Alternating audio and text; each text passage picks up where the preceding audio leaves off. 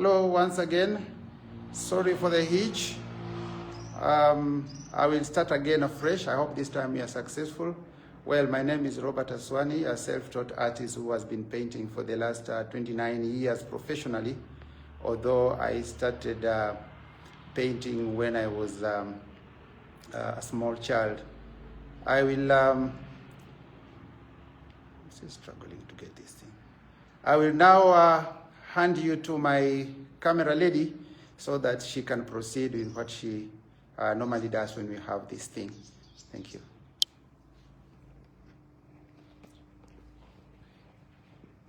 Well, like I was saying before, I'm self-taught, and being self-taught has been having lots of advantages because I've been able to come up with different styles of painting. However, like I had said before, indicated before, that I'm going to be showing my work alone. I decided not to just show my work alone. I wanted to also, also show the work of other artists who are also displaying with me here at the gallery. It's only be fair to include them. So I'll take you through the motions and explain a few things about some of the paintings, what we do, how it is done. So I'll definitely start with my favorite part. These are kids' paintings that who normally come around here, especially on a weekend, and they just work with me. We always have fun, we enjoy ourselves, they make me feel younger. They make me relive my childhood memories when I was trying to be a painter. No one told me what to do. I had to do everything entirely on my own. This is Jessica trying to use my colors, and I have this young boy here who is really going places. This is Jeremy. Jeremy has been an all-time favorite because he is actually doing everything. He's only 12 years, but I can actually tell you now he has got his own direction, because the things that he does for a 12-year-old, I think there is just so much potential trapped inside them that is ready to come out. I must say I'm very honored for this young boy because whatever is in him, it's actually coming out in a very strong way. I hope you enjoy some of his paintings that are displayed around here. I also have another one here. This is Carol, a little girl also who is 9 years, but she's also going places. They just come here to enjoy and have fun. By so doing, we end up actually all of us having fun. Although nowadays fame has gone into their heads and they think that they are better than me, I cannot agree more, because when we paint together and they're not looking, I steal a few ideas from their palettes and transfer them to my own canvas. That's how we have fun around here. I will also interest you with a different card. This is a 22-year-old young man. This young adult is really going places because his tools of trade are very simple. Just a simple ballpoint pen and a white paper, he is able to do this class of work. This one is not the pointillism style, but what he does is he actually just scribbles all the way. When you're looking at him, sometimes you might be afraid he's going to spoil or he's going to mess up, but he's never been able to mess up because now he's got his own way of painting. We have different other paintings that he's doing, but it's also fair and an honor to me to be able to display his work in our gallery. These are some of the paintings that he does. It's interesting because some of the portraits are the very people that are our neighbors here, so sometimes you walk around and you just meet the same people that are in our gallery. I will move on to some other painter. This is my younger brother Zach, who is doing a whole different thing in his artwork. His way of painting is a little diverse because he loves texture, and what he does is he crushes eggshells, dry the eggshells in the sun, apply glue on paper, sprinkle the eggshells evenly on canvas or on paper, and then he paints over it with acrylic. Most of the time he likes to paint Maasai people. Maasai people are our neighbors here. The gallery is in Maasai land, so these are the scenes that he actually identifies with.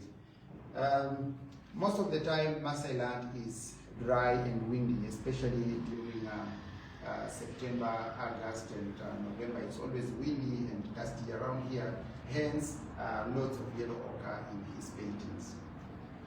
This is another one that Zach does. This one he has used tissue paper, just the ordinary tissue napkins that we wipe our hands with. He can actually manipulate them in some way that he gets this texture effect here. These are some of his other paintings, but I'll just show you what is at the front here. I know there are people who have seen this kind of painting, and probably some of you might be having something like this. But this one was properly commissioned by my own daughter Sandra, who really loves purple. I decided this time around to actually do the commission for her. So this one, I can always say it's already sold, although she hasn't paid me any money. Now this one is another one of my texture collage effect. But I'll just give you a little hints about it, but I have another painting on the other side of the gallery that I'll be talking about how I do it, the materials that I do it, how I start and how I get to finish.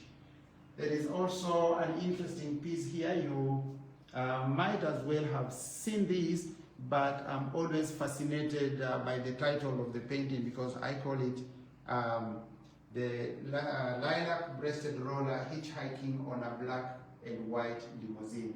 I love to paint it because it actually makes me feel good when I paint it. I love zebras, and this is one of my favorite by the lilac-breasted roller with all the colors, not forgetting I am a really bright color artist. Ostriches have also been one of my favorite, but I never forget to use a lot of textured effect. The effect here is done by palette knife.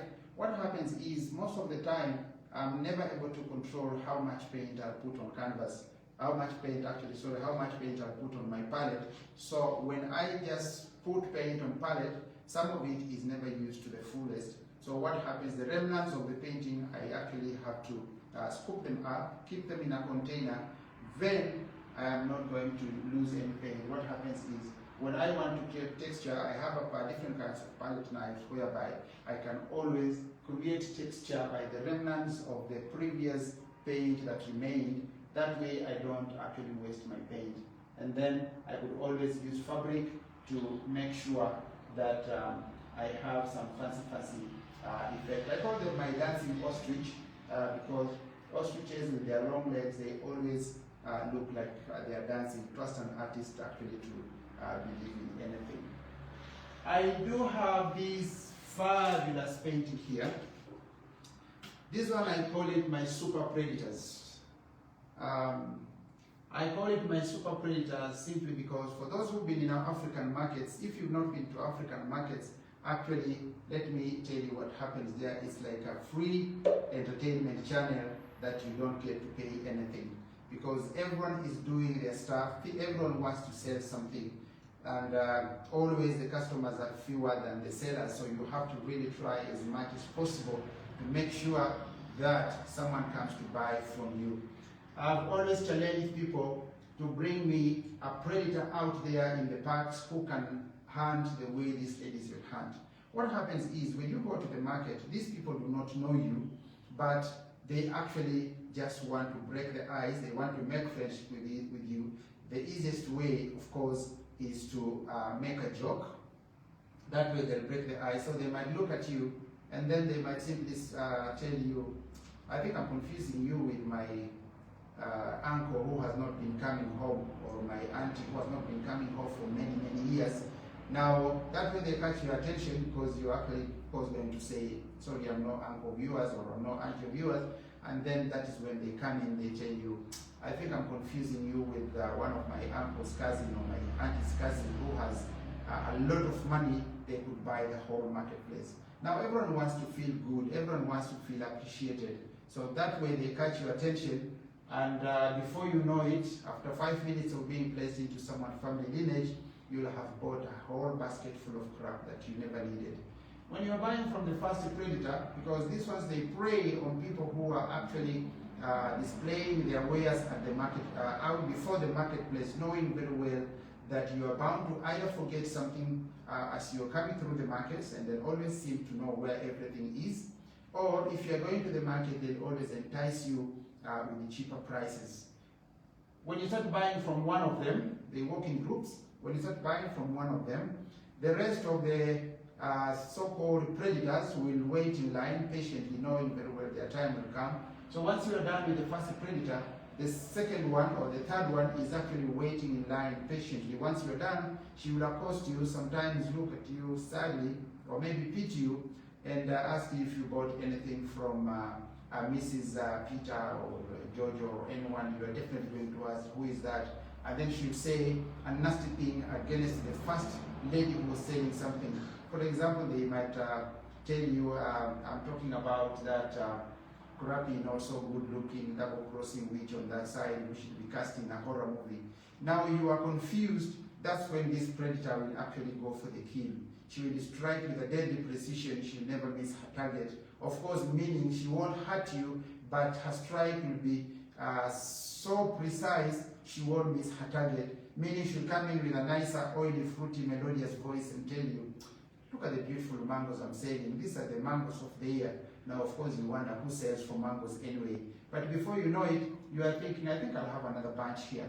When you start buying from her, she winks at the first predator and let her know money is already in the bag. Whatever this lady talks badly about that lady over there, they don't mean it, because these are two ladies working in the same group. In the evening, they simply pool their money together. I'm sure they must have introduced this saying, laughing all the way to the bank. They must have given it a whole new meaning. I do have a pretty cheetah here. For those who love the animal scene, I'm sure many of you love cheetahs, and they are famous for their speed and sprinting out so fast. But again, being a nicer, gentler cat, I think it is just one of the pieces that I've been able to paint just as much. I used to paint zebras a lot, but now I am actually trying to move away from just one kind of animal. I'm trying to move away from some different animals. This is the same technique that I'm using fabric, pieces of fabric, cut them into little pieces and paste them on canvas and paint them together. Of course, I'll talk more about the same style with another painting which is on the other side of the gallery. However, we can all see these are still bright colors. My bright colors comes from the market scene. I'll be talking, of course, about the market scene because I never say anything without saying something about the market scene. The market scene, which is actually the mother of all paintings. All the paintings I do, they come from the market scene. I want to still keep my bright colors, but now, of course, I have to do other subjects. More of ostriches. Of course, it's a little complex to do the right sizes for everyone. So sometimes I have to juggle between smaller, medium sizes of my paintings, so that if you have a small space, you have something, there's always something for you. If you have a bigger space, there's always something for you. This is the first time I have done elephant scene in this kind of technique, whereby, of course, I still use the palette knife. This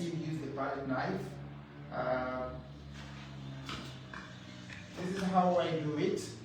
Of course, create the texture using the palette knife, using the paint that I had, of course, saved from drying.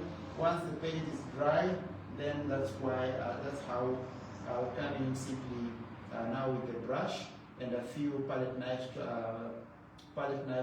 strokes. Palette knife is a very powerful tool.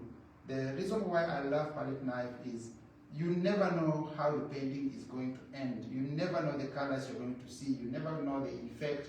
You can't actually start painting with a palette knife and be able to tell how the painting is going to look like, how the text is going to look like.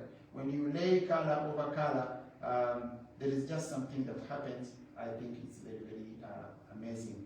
I will get you here. I have always wanted to do zebras in this style, but I wanted this time round to do something that is, to me, I feel it's a little different, whereby I just don't do it in the form of fine art. I've had to do it in some semi-abstract form. That is how I've come up with the mother and the baby, of course, with this guy just wondering what is happening over here. I have another one in a smaller size. It is going to be unfair if I don't tell you a little story for those who do not know, or for those that I haven't met and told you this story. When we were children, we used to sit by the fire after dinner. Our aunties or our uncles will simply tell us stories about the animal kingdom. Actually, we used to call them folk tales. I'm sure my cousin Mary can identify with that, because we used to sit with her at the fire, and then the stories would just start flowing from our uncles and aunties. Now, we were told a very interesting story whereby we were told there were no zebras in the wild then, or in the animal kingdom.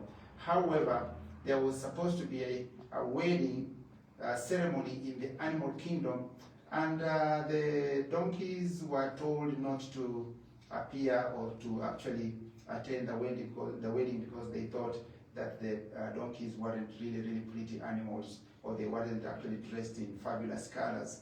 So one Mr. Rabbit, who was the artist then in the animal kingdom, was given the task of actually striping them down so that they can be beautiful according to the animal government then, and then they can attend the wedding.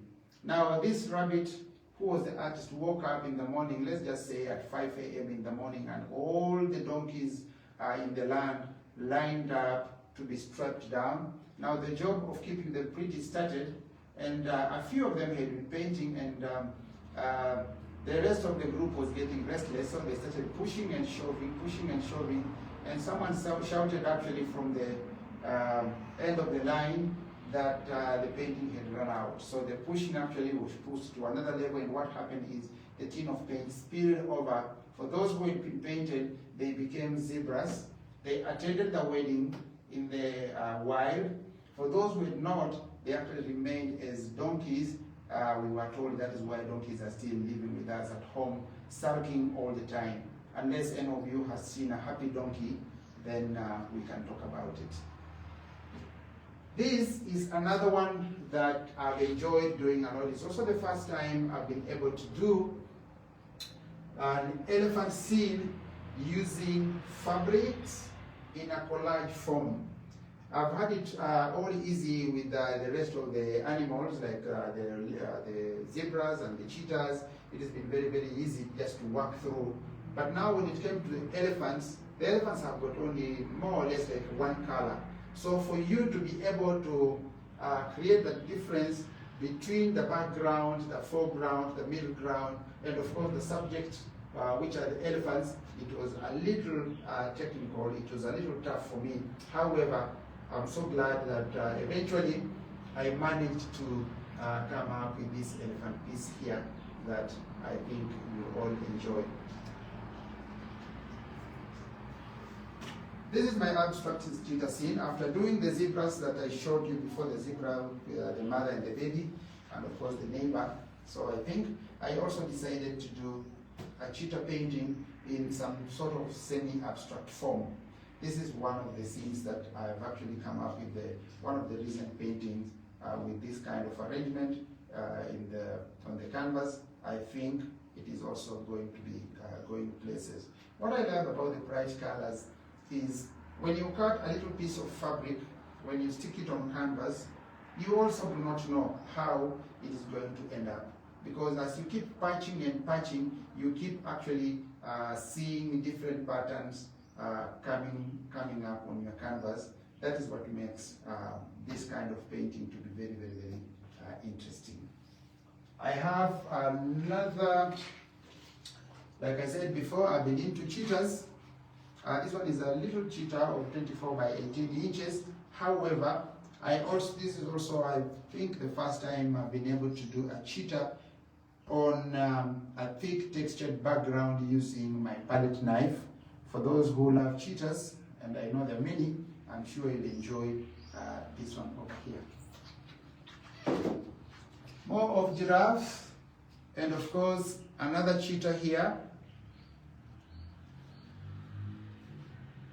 I think I've done enough cheetahs, but well, I have to show you this one. I will move to this other room as we go towards the end of our show. Now, I would like to talk about the giraffes also. Most of the paintings that I do come from the stories we were given when we were children.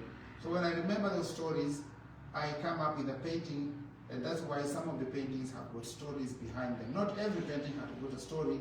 There are some feel-good paintings that you just come up with, but there are paintings that when you sit down and you relate to what happened during those early days for childhood, when we had to really listen to stories when there was no internet and things like that. We could only read stories from storybooks or listen to our grandfathers and grandmothers and aunties and uncles who would just tell us stories. So this is one of the stories that I was given. Going by the same technique of pasting fabric on canvas, just cut them into little pieces and here you go. Also, it is interesting at the end result because you never plan. If you ask me how this painting is going to be when I'm starting, I could never be able to tell you. After doing all this work, that is when I get to see or actually to understand this is the outlook or this is the outcome. Now the giraffes also have got a story behind it because they used to tell us, I think this must have been from my auntie who actually told us that the giraffes, as they are, they have only more or less like 2 colors. But they were invited to go to a faraway country to visit their long lost friends who had moved away from home. They went to look for a better life out there. So when they went there, before they got there, of course, everyone was talking about the trip. Everyone was talking about the trip, how it is going to be, who is going, who is not going. But when they got there, they were so surprised when they found them dressed flamboyantly in different colors, different outlook, different attires from the one they are used to be having. Now they had a party, they danced their music, the music of their youth. They enjoyed different meals. It was a party all through. Now it was time for them to go back home. They were not really very impressed to go back to where they had come from because they were still marveling at their friends who looked like they had already actually made it in life, or we should say they had arrived. So when they went back home, without being very happy about leaving, they kept talking about the trip, about who was dancing this way, who ate a lot, who made these jokes, who sang nicely and all that. They talked about it for days on end. However, someone decided to come up with a bright idea, and he said that why don't we as giraffes have an only giraffe festival to celebrate our lives, to celebrate our successes and failures, just to enjoy and make sure that we acknowledge the struggles we have in life, the achievements we have actually got into place, hence the Festival of Giraffes, and that is the name of the painting, the Festival of Giraffes, or Giraffe Festival. I have this giraffe here that I decided not just to use the fabric alone. Of course, I had to dress the fabric. It has got fabric. It's got fabric on itself. But I also decided to use a palette knife so that I could also blend in with the blue and of course the patches, leaving the patches, some of the patches of the canvas or the fabrics to actually come out this way. I had posted a painting like this some times ago, but now I'm going to say something about it again I wanted to do this painting just to express myself in a way that people can understand easily. There are so many things that we take in life for granted. For example, if you want a glass of water, you just simply grab a glass of water and drink it down. But there are some people who are actually not able to do that. So I'm trying to tell that story through this giraffe. Drinking water is not something he'll just actually decide to bend down by the riverside and just do it. He has actually to go through some rituals so that he can be able to drink water. There are so many things that we take for granted, meaning we should actually be able to appreciate whatever we have in life and whatever we have achieved. This one is a little market. This one is a washing day scene, a market scene, and there's the super predators or the market ladies, if you like. Sometimes I have to do them in little pieces because not everyone has got a whole wall to put paintings on. But sometimes people want to have all the stories just in one place. So here is one of the washing day market scene, and of course the predators or the market women. Now I will, of course, as I come to the end of my show, like I said before, all the paintings that I've done, all the art that I've done, has all come from this way, from this one here. This is a market scene, and the market scene, of course, goes way back from when I was a child.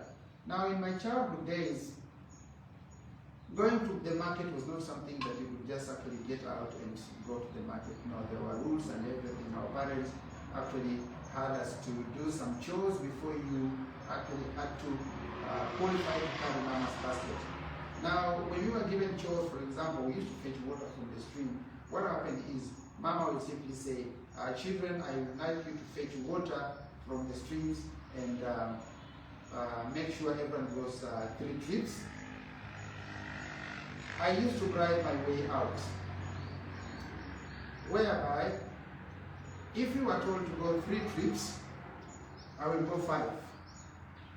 I used to actually, of course, talk and persuade my cousins so that we could go to the riverside as many times as possible. But what I was actually intending to do was to make sure I bribed mama so that she could qualify I could qualify to carry her basket in the morning. So when I was picked to be the one to carry the basket in the morning, I should say I couldn't sleep. But anyway, in the morning as you carry the basket, it was empty. You could just sway it around, kick it as a ball. But until such a time, mama decided it was now shopping time, that's when your troubles began, because she would practically buy things and just throw them back at you. You had to be some sort of goalkeeper whereby whatever was thrown back at you had to fall into the basket. If anything failing around, but at the marketplace at the same time, I remember being on the lookout to see my auntie that I have not seen in a long time, my uncle or something like that, so that I could get a donut. When a child is always a child, they behave the same way. Excuse me. Now what happened is, when you are balancing your act with the basket, you looked around, and what you see that made you happy is when you see the smiling face of your auntie. Your auntie will simply just buy the juice. Actually what you did is you looked at her smile, directed your eyes at a glass of juice that was sold on the sideline. Juice was always everywhere. And you looked at her, you smiled. Aunties knew what to do. So you just simply buy the juice, bring it to you. That way you could sip the juice as you sneer at mama. Of course, mama will be wanting to ask you, why are you begging from your relatives, like if I'm not feeding you properly. But again, you complain and say, I never asked for anything, my auntie just brought it. At the marketplace, at that age, I never knew I was actually being prepared for what I'll be doing in my professional art career. Because everything at a young age moved so fast. The colors were so much. Everything was sort of hurried. But little did I know that everything was being stored in as I progressed with it. However, I will not shy away from speaking a little about some of the people that I remember at the marketplace who used to make fun of the whole going to the market thing. I look at some of the people here. Every time I've done a market scene, I've never intended in any way to paint anyone, but at the end of my market painting, I could always, almost 100% get see someone or a posture like someone I know back in the village. This one is Beatrice. Beatrice was one of those people who are just super clean. She loved white. Beatrice loved white so much so that she kept everything white in her homestead. She painted her house white. She had a bicycle that she painted white. She kept a white cat, white dog, white sheep, white chicken. I was so disappointed that she was actually looking for a white donkey, and yet she knew very well we didn't have any white donkeys. Nevertheless, she made the marketplace to be what it was. I am looking at her, and this posture reminds me of Mrs. Bunda here. Mrs. Bunda was the meanest of the mean. She never laughed, she never smiled. Although she was my secret friend, I used to think secretly, maybe she belonged to a secret society of certified mean people in the village, and she must have been the chairperson. Because with her meanness, it was not very easy to strike a conversation with her. Someone made a joke about her that on her wedding day, reciting her married vows, the vows sounded like a ransom note. But she was my secret friend because I could go to her house in the morning and I'll make, of course, some jokes about her. And I'll simply say, Mrs. Giorgio, look at you, you are glowing. You look lovely. Did you do something new with your hair? And then she just raised up from her seat, her jaw set for a confrontation in a voice that sounded like the crack of a whip. She would tell me, child, what do you want in my house? If you have nothing to tell me, just cut the crack and go away. Now, every time I tried to spring out and run away, I discovered she used to stop me and tell me, why are you going away before you finish your tea? Because every time we went to a house, there was always tea or something to drink. Now, that is when I discovered she wasn't a mean person in such a way. She wasn't a bad person. She was just a nice person, but she didn't know how to express herself to the rest of the society. But inside her, there was a nice person. However, since she was so intimidating, sometimes I could manage to gulp a few sips of tea and, of course, run away. Didn't go to her house for some weeks. When I met her at the roadside, she asked me, you never come to my house anymore. Did I say anything nasty to you? But again, we have an African saying that goes like, if you have the unfortunate chance of dining with the devil, make sure you actually use a much longer spoon in case the devil decides to pounce on you. So the next time I went to her house, I was smart enough actually to sit by the door. If she remembered my childish insults then of course, if she started trouble, I would spring up and of course run away.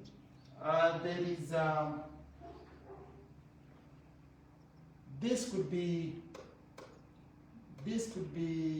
Mrs. Daniel, but I don't think we will waste any time on Mrs. here. But again, I should actually end my show this evening. It is evening here, East African time. However, I would like to let everyone know who has been able or who has had time to watch this. I know more people are going to watch as we proceed, the recorded part. But it's good for people to know that it's not easy to be able to do the size paintings that everyone would actually want in their houses. So we are actually open for commissions, sizes that are preferable to you. I would now want to thank everyone who has been watching, and for those who have been supporting me in my art career. So many people have actually supported me by encouraging me, because when you are self-taught, you are never sure, when you're starting out, you're never sure if you are good enough. What happens is trial and error has brought me this far, because when you try this style and people frown upon it, you just leave it on the side, you try another thing. Hence the many different paintings that I have around here. Please do connect me on this social media and let's enjoy ourselves. Thank you so much for watching. Bye everyone.